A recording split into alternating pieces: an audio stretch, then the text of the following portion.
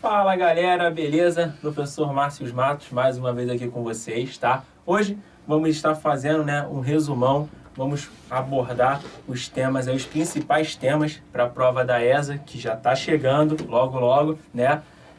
Então, nós vamos começar a falar sobre os temas que já foram abordados nas aulas, beleza?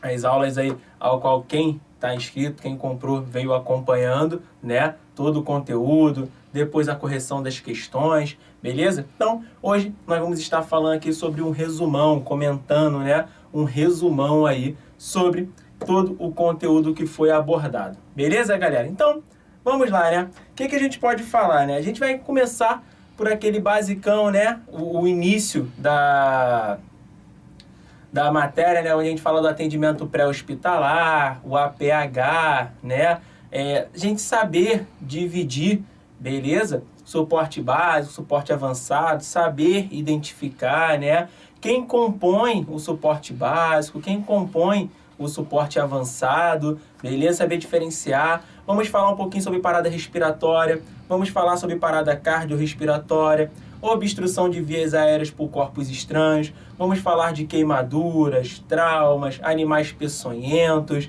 beleza? Então, vamos falar de bastante coisa aí. Então, você que não pôde, acompanhar todas as aulas, já se prepara para esse resumão aí, papel, caneta, prepara tudo aí para poder anotar os principais bizus aí. Beleza, galera? Então, vamos lá, Vamos começar a falar um pouquinho sobre o APH, propriamente dito. O que é o APH?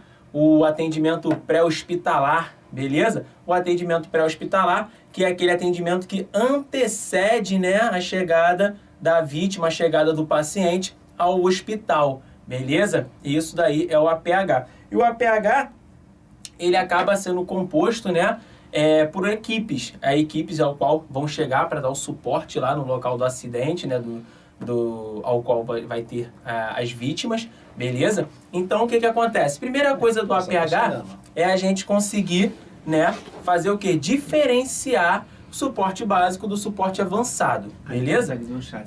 O que é o suporte básico, tá? E o suporte avançado. Só deixa eu dar uma olhadinha aqui, tem o chat, tem a parada aqui que a galera tava falando, Que aí eu vou vendo aqui a galera entrando, Boa tarde ali, Maiara.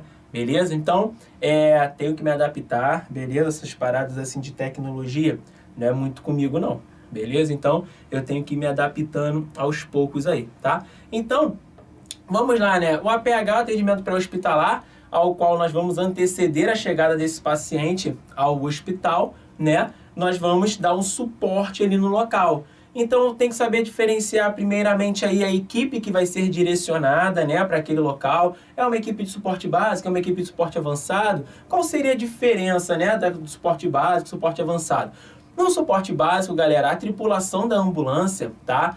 Ela vai ser composta por um técnico, tá? De enfermagem e o condutor ou motorista, beleza? Condutor, tá? Então, a equipe básica vai ser isso. O técnico de enfermagem e o condutor. A equipe avançada, já vai ser composta pelo condutor, enfermeiro, tá? E o médico. Beleza, então a tripulação já identifiquei como que é o suporte básico, mas o suporte avançado. Ah, professor, mas como é que eu vou saber? Vou mandar um suporte básico ou um suporte avançado para a cena? O que vai, diferenciar ali o suporte básico e o suporte avançado? Então, suporte básico, tá? Eles são limitados a uma série de coisas, a uma série de atuações, beleza? Que no caso o suporte avançado tem plenas condições de abordagem, beleza? Exemplo, o que a gente fala, o suporte avançado, o médico, o enfermeiro, eles podem fazer procedimentos invasivos, Então, o que acontece? No suporte avançado, o médico ele vai entubar, o médico vai pegar uma via profunda, beleza? O médico ele vai mandar realizar medicações específicas, beleza? Tudo isso vai ser de competência do suporte avançado, ao qual o básico não vai ter mãos para fazer isso. Porque lá eu vou ter o técnico de enfermagem. O técnico de enfermagem, ele é limitado a algumas ações, a alguns procedimentos. beleza? O técnico de enfermagem, por exemplo, ele não vai poder entubar o paciente, ele não vai poder pegar um acesso profundo, ele vai pegar um periférico, ele não vai poder administrar certas medicações sem a presença de um médico, beleza? Então a gente tem que ter esse conhecimento. Ah, teve um acidente lá, aí acionaram, ligaram lá para as equipes de resgate para que elas possam se deslocar para o local do acidente. Durante a ligação, são efetuados vários questionamentos, principalmente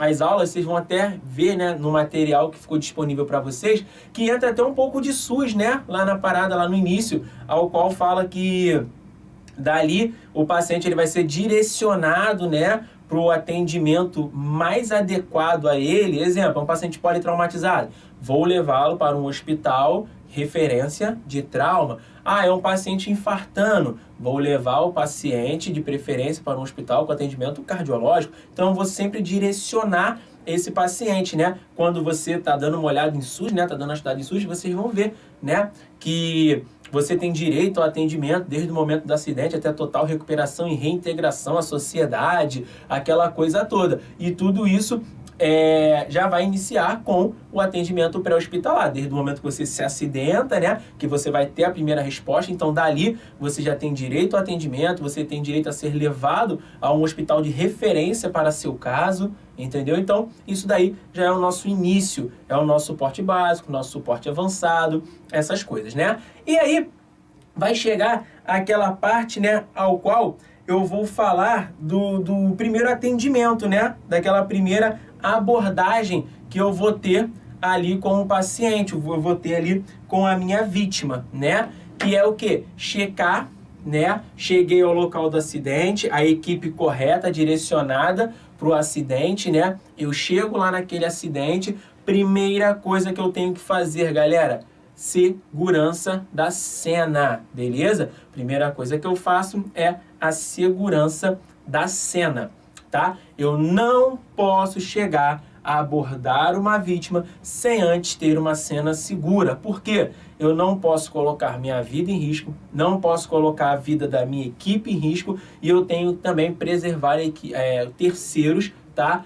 Para que não sejam mais vítimas, tá bom? Então eu necessito de uma cena segura. Quem já teve a oportunidade de ver, né, um atendimento em via urbana, por exemplo, né, o qual o bombeiro chega, SAMU, o que quer que seja, chega para poder prestar os primeiros socorros, vocês vão ver, vai ter sempre um que é responsável por fazer a segurança da cena. O cara vai descer, vai pegar um cone, vai começar a balizar, desviar o trânsito, tá? Esse é o responsável por manter uma cena segura, beleza? Para que a equipe possa atuar em segurança, tá? Não só em via pública, né? A gente pode ter também, no caso de um atendimento em edifícios prestes a cair, edifícios pegando fogo, né?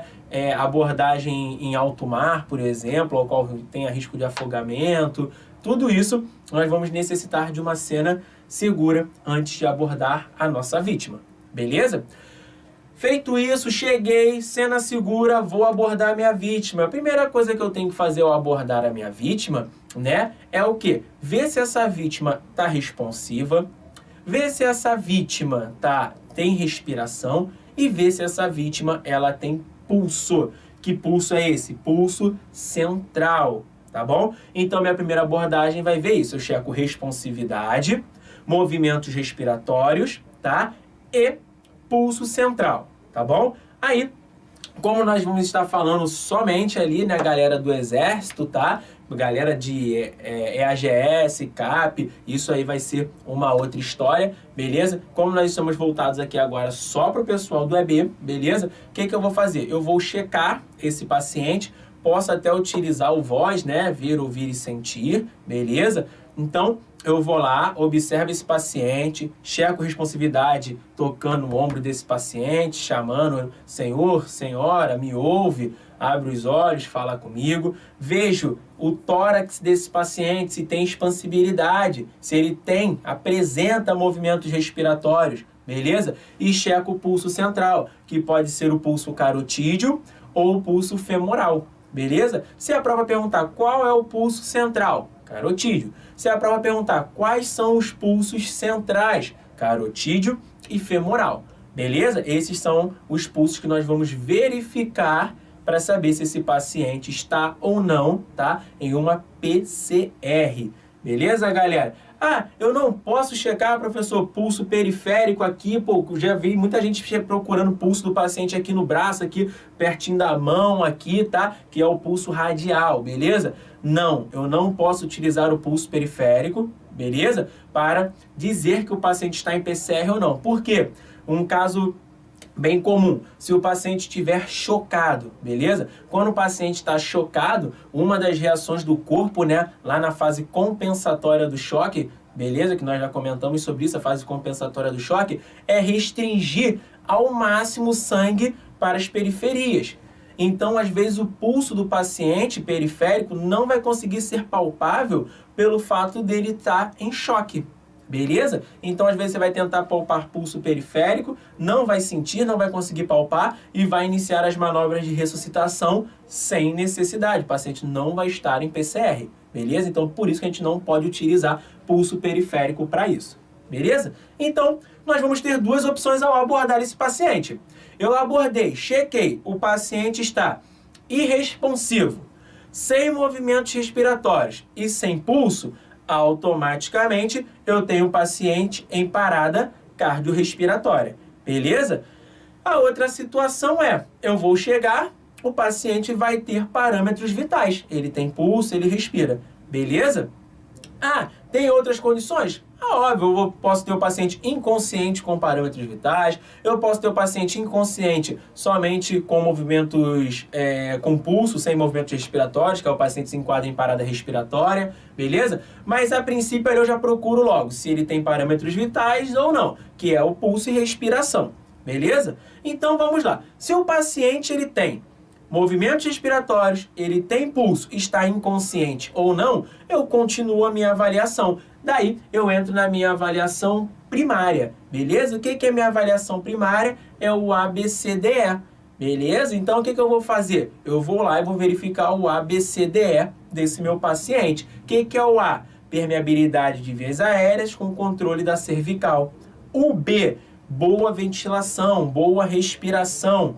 O C, boa circulação. O E, avaliação, o D, desculpa, a avaliação neurológica. E o E, exposição e prevenção de hipotermia, tá? Esse é o meu ABCDE, é a avaliação que eu vou fazer no paciente.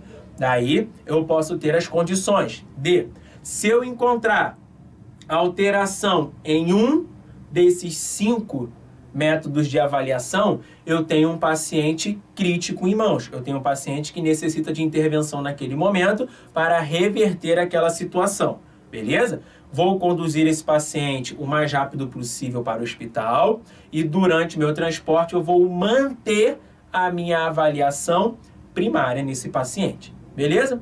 Outra situação é o quê? Fiz as 5 avaliações, paciente não tem alteração em nenhum dos parâmetros.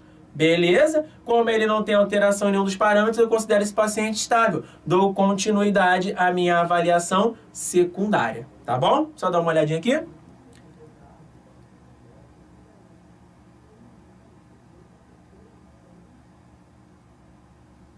Eu comecei agora, tá bem no iniciozinho. Podem ficar tranquilos, beleza? Podem ficar tranquilos que tá bem no início aí, tá? Ainda não perderam nada assim demais, beleza? Então, vamos lá, vamos voltar. Então, eu parto para a minha avaliação secundária nesse paciente. O que seria essa minha avaliação secundária? É uma avaliação que eu faço mais tranquilo, já que eu sei que o paciente está estável, ou uma avaliação mais minuciosa, mais cautelosa, né? Ao qual eu vou conseguir observar esse meu paciente com mais calma, beleza? Então, eu vou colher um histórico breve desse paciente, tá? Lembrando que a avaliação secundária ela pode ser realizada com o paciente, se ele estiver lúcido e orientado, com familiares ou com terceiros, pessoas ao qual assistiram, tá? Ou estão presentes à vida desse paciente, tá? Então, que eu faço? Vou checar um histórico breve desse paciente, nome, idade, né? Vejo principais queixas desse paciente, tá? Daí eu parto para uma entrevista, né, que eu chamo de entrevista ampla, tá? Entrevista ampla, tá? Ah, professor, eu já ouvi falar que é entrevista sampla, não sei o quê. Então, vamos lá. A entrevista sampla é porque eles acrescentaram os sinais vitais a essa avaliação, beleza? Anteriormente, a gente tinha a ampla, não tinha o S dos sinais vitais. O S dos sinais vitais ficava à parte, beleza? Então, vamos lá, vamos botar a ampla aí. Se porventura a prova quiser cobrar como sampla, não vai ter os dois, tá? Fica tranquilo, ou vai ter a ampla ou vai ter a sampla. Mas vocês já sabem que o primeiro S é de sinais vitais. Então pode estar presente sinais vitais à parte ou pode estar dentro dessa entrevista, beleza? Não se preocupem, não esquente a cabeça. Então, o que é essa entrevista ampla aí? O S é os sinais vitais, se você for utilizar o sampla, ou vai estar à parte. O A, alergia medicamentosa, e importantíssimo sabermos se o paciente tem alergia, tá? Eu até costumo brincar em aula, né, galera? Eu dando aula ali, né, costumo brincar com os alunos, pergunto sempre se alguém tem alergia e, porra, eu fico muito feliz quando a galera fala que tem alergia à dipirona, beleza? Quando eu consigo pegar um exemplo de alergia à dipirona, né? Porque eu falo assim, pô, você já imaginou você ir para um tubo, né, acordar num tubo, no CTI, tá? Às vezes acordar traqueostomizada num CTI, por quê? Você tem alergia à novalgina, passa mal, vem a ter uma síncope, desmaia ali, né? Aí falam pro bombeiro, ah, ela desmaiou porque tava com dor. Ah, vamos fazer então 1 grama de novalgina aqui. Faz 1 grama de novalgina, vai te conduzindo pro hospital. Quando o socorrista te observa, você já tá lá toda cianótica. Por quê? Fez edema. Fechou, dá para entubar? Não dá, faz uma crico de emergência. Olha a que nível a gente pode chegar. Tá viajando? Toma, pode acontecer. Aí faz uma crico de emergência, tenta reverter a situação, aí tá demorando a reverter a situação. Não, vamos manter com crico, vamos separar um centro cirúrgico aí, vamos fazer uma traque e deixar lá no CTI. Beleza, até reverter todo esse processo aí alérgico. Aí quando você acorda, tá lá, traqueostomizada, no CTI, essa porra toda. Olha onde a gente pode chegar. Então, tem que ter um método das pessoas saberem que você tem alergia à medicação. É importantíssimo, beleza? Então, A é alergia medicamentosa. O M, né, S faz uso de medicações, beleza? Ou medicação constante ou para tratamento de alguma coisa naquele momento, tá? O P é história pregressa de doenças, hipertenso, diabético, tá bom? O L, se ingeriu líquidos e alimentos, principalmente se necessitar passar por uma cirurgia de emergência, o anestesista tem que estar ciente. E o A é de ambiente, né? O ambiente ao qual aconteceu o evento. Lembrando que na parte dos medicações e doenças pregressas, a gente tem que ter muito cuidado com o paciente idoso, tá? Levem isso daí até para a vida de vocês. Por quê? Na maioria das vezes o paciente idoso chega no hospital, aí você vai lá e fala assim... pô, seu fulano, tudo bem com o senhor? Tudo bem, meu filho. Meu filho, vamos lá, o senhor é hipertenso? Ele, não. O senhor é diabético? Ele, ai, graças a Deus, não. Tudo bem, o senhor faz uso de alguma medicação? Ah, eu tomo captopril e glifagem. Aí tu, pô, então tá bom, beleza? Por quê? Muitos desses pacientes não entendem que a pressão e a glicose estão controladas, né, pelo seguinte fato, eles usam medicação. Beleza? Então eles acham que eles não têm a patologia porque sempre que eles aferem a pressão ou que eles verificam a glicemia, está sempre normal. Então eles acham que eles não têm a doença, tá? Então a gente tem que ter esse cuidado para poder relatar que o paciente é hipertenso e que o paciente é diabético, beleza? Porque às vezes na cabeça deles eles não entendem assim, tá? Então tá lá, feita a minha avaliação secundária, ou melhor, iniciada a minha avaliação secundária, passada essas primeiras etapas, eu vou para a avaliação da cabeça aos pés, ao qual eu vou pegar esse paciente e vou observar ele da cabeça aos pés literalmente.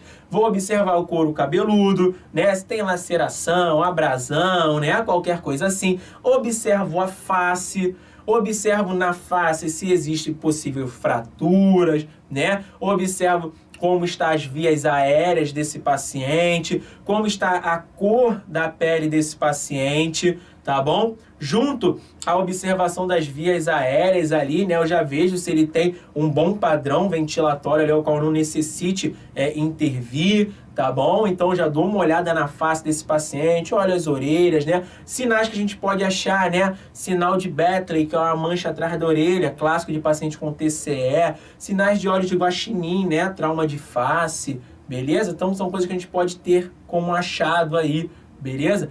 Passo para a observação do pescoço desse paciente, ao qual eu vou ver se tem distensão das veias jugulares, pode ser um achado de um possível tamponamento cardíaco. Vejo se esse paciente tem desvio de traqueia, beleza? Um possível pneumotórax, tá? Então são observações que nós vamos fazer, beleza? Se eu for palpar a região dorsal, vejo se esse paciente refere dor, posso ter uma lesão de cervical, por exemplo. Parto para a região do tórax, ao qual eu vou palpar a região do tórax para ver se tem crepitação, por exemplo, tá? Observo expansibilidade para ver se tem assimetria. Parto para a avaliação do abdômen desse paciente. Nessa avaliação do abdômen, eu vejo se está muito globoso, se está doloroso a palpação, se o paciente refere dor, beleza? Na região abdominal. Então eu vou observar se está muito distendido, muito globoso, beleza? Parto para a avaliação da região pélvica, tá? Região pélvica eu faço movimento anterolateral e anteroposterior para ver se tem suspeita de fratura na região pélvica. Observo membros superiores. Nos membros superiores eu vou tentar ver, vou curar, né? Pulso distal para ver se está chegando pulso naquele local, se tem pulso distal naquele local. Peço para que o paciente, se não tiver nenhuma fratura aparente nos membros superiores, para que ele possa levantar, mexer os membros superiores. Óbvio, mais uma vez frisando, se não houver nenhuma fratura aparente, tá? Membros inferiores, a mesma coisa. Vou palpar pulso distal, checo sensibilidade. Se não houver fraturas aparentes, peço para que ele movimente para ver se tem movimentação, beleza? Show de bola? Então aí eu tenho a minha avaliação secundária. Uma observação importante para a avaliação secundária, galera. Vamos lá. A avaliação secundária, ela não é obrigatória, beleza? Então, quais são os casos que eu não vou fazer a avaliação secundária? Primeiro, se eu tiver um paciente crítico, né? O que é um paciente crítico? É aquele paciente ao qual eu tenho alteração em 1, 2, 5 check-ups que eu faço ali no início, tá? Se eu tenho alteração, paciente crítico, eu nem entro na avaliação secundária, beleza? Agora, se eu não tenho alteração, tá? Nessas partes, nessas 5 avaliações aí que eu faço, eu tenho paciente estável, eu parto para minha avaliação secundária. Outra opção, durante o trajeto do paciente, eu inicio a minha avaliação secundária. Tô fazendo minha avaliação secundária, o paciente, pum, agravou. O paciente começou a agravar, automaticamente eu vou suspender a avaliação secundária e vou iniciar imediatamente a avaliação primária novamente, beleza? Então, esses são os casos ao qual eu não vou realizar a minha avaliação secundária, beleza, galera? Então, tá lá. Fiz minha avaliação primária, fiz minha avaliação secundária, vou levar o paciente para o hospital. Agora, voltando lá naquele início, na primeira avaliação, na minha primeira avaliação eu chequei responsividade, tá? Chequei respiração e chequei pulso central, beleza? Na minha primeira opção deu tudo ok, dei continuidade. Porém, agora, quando eu chequei a outra vítima que eu estava abordando lá, eu me deparei com uma paciente, com uma vítima em irresponsividade, sem movimentos respiratórios e sem pulso central palpável. Eu acabei de me deparar com um paciente em, diga-me, isso aí, parada cardiorrespiratória, beleza, galera? Acabei de me deparar com um paciente em parada cardiorrespiratória, beleza? Então, vamos lá. Quando eu estou com um paciente em parada cardiorrespiratória, qual vai ser meu procedimento, professor? O que eu faço? Saio correndo? O que eu vou fazer? Beleza? Então, tô lá, abordei o paciente, notei que o paciente está em parada cardiorrespiratória, já solicito ao meu companheiro que peça auxílio, né, de um suporte avançado de vida, peça auxílio de um suporte avançado e pegue o DEA o mais rápido possível, beleza? Vai solicitar o DEA também o mais rápido possível. Se eu tiver disponível na minha ambulância, pega logo e traz. Se eu não tiver, pega no ambiente mais próximo ali que a gente possa ter. Hoje em dia, onde é que eu vou achar um DEA, professor? Campo de futebol, estádio de futebol, shopping, uma porção de lugar, supermercado, dependendo do tamanho, todos eles, hoje em dia, tem que ter o DEA, beleza? Então, faço isso. Vou posicionar meu paciente em decúbito dorsal em superfície plana, rígida e seca. Beleza? Plana, rígida e seca. E inicio, tá? As minhas... inicio o RCP. Beleza? O que seria a RCP? Ressuscitação cardiopulmonar, tá? Vamos lá. Agora nós vamos entrar num debate muito grande. Beleza? Vamos entrar num debate agora grande. Sobre o quê? Sobre o EB. Beleza? O que acontece na prova? Como utiliza-se ainda, né, editais que não são atualizados, tá? Que não são atualizados, possa ser que eles cobrem a ventilação de resgate ainda. Beleza? Pode ser que eles ainda cobrem a ventilação de resgate, tá? Porque pelas atualizações anteriores, né, pelas coisas anteriores da American Heart, iniciava-se com a ventilação de resgate, 2 ventilações de resgate e partia para compressão torácica. Beleza? E partia para compressão torácica.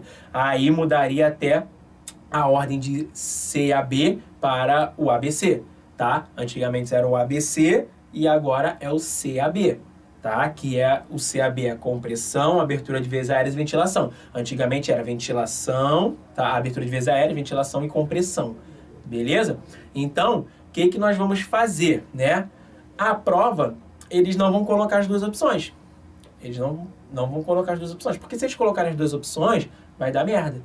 Vai dar merda. Porque existe a atualização da American Heart e existe a publicação do edital deles. Beleza? No edital, eles não colocam, tá? Como a prova do EAGS, por exemplo, que eles falam que eles estão... baseados no Ministério da Saúde. Estão baseados no Ministério da Saúde? Estão baseados nas últimas atualizações, então, porque o Ministério da Saúde ele vai se atualizando, beleza? Então, acontece esse fato aí, tá? Então, acaba acontecendo esse fato. Então, nós vamos gravar aí, né? Nós vamos utilizar para a prova o ABC, né? Faço ventilação de resgate, compressão, beleza? E espero o DEA chegar. É isso que nós vamos guardar pra gente. Ah, professor, na prova caiu que iniciava como compressão, abertura de vias aéreas e ventilação, utilizava-se o CAB, tá? Era o CAB que eles estavam falando que ia utilizar. Tinha a outra opção também? Não tinha outra opção, não. Então, beleza, show de bola, tá? Beleza? Brasil? Então, nós vamos levar pra prova que vai ser o quê? O ABC, tá? Que é abertura, ventilação e compressão. Vai fazer as 2 ventilações de resgate e dar início ali nas compressões torácicas. Beleza? Vamos gravar assim, tá? No edital não houve atualização. Continua a mesma coisa, tá bom? Brasil? Beleza? Então, vamos seguir. Me deparei com o paciente está lá em parada cardiorrespiratória, iniciei meu protocolo de RCP. Qual vai ser esse protocolo, professor? 30/2. Beleza? 30 compressões para 2 ventilações. Outra observação importante, tá? Para o material da ESA, ainda está 100 compressões por minuto, tá? Na atualização é de 100 a 120, beleza? Então, lá na prova vai estar 30/2, 100, tá? Por minuto.